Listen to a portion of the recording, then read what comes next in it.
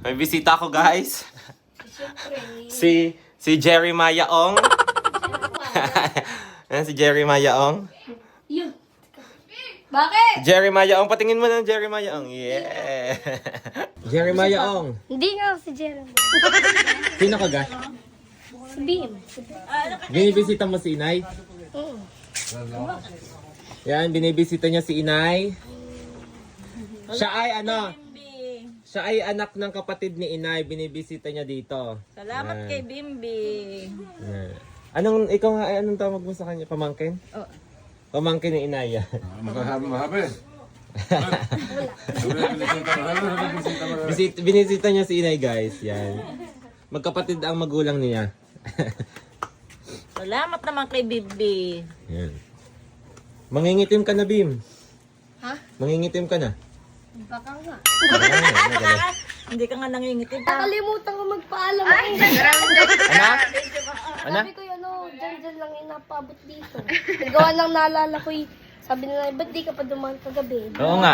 Ayan, may merenda si Bim ngayon. Kwek-kwek. Oh. Yan. Yan po ang pamerenda namin kay Bim. Kwek-kwek. Antok nene yan. Ano gantok nene? Malaki. Oh, di ka Malaki. antok nene. Yan, guys. Salo-salo. Salo-salo kami sa Favorite mo yan, kwek-kwek. Bim? Favorite mo yan? Nagugulat si nanay mo. Oh, nakarating doon! Magaling si Inay. Siyempre. Saan ka gagaling kanina? Saan ka galing kanina, Nay? Yan po ang ulam niya. Ko pa be. Tokneneng B. Ang ulam niya. O, diba? Tokneneng nga. Hindi ha. Ang tokneneng ata ano?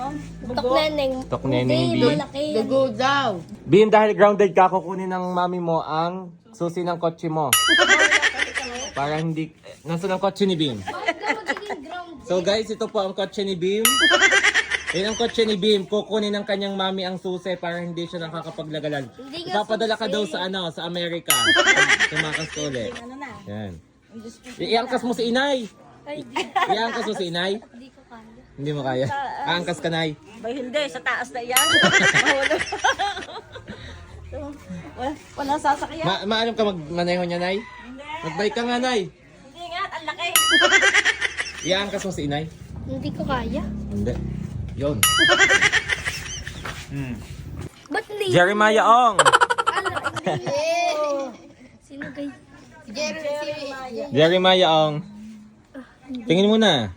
Yan, Jeremiah Ong. Kamukha mo nga.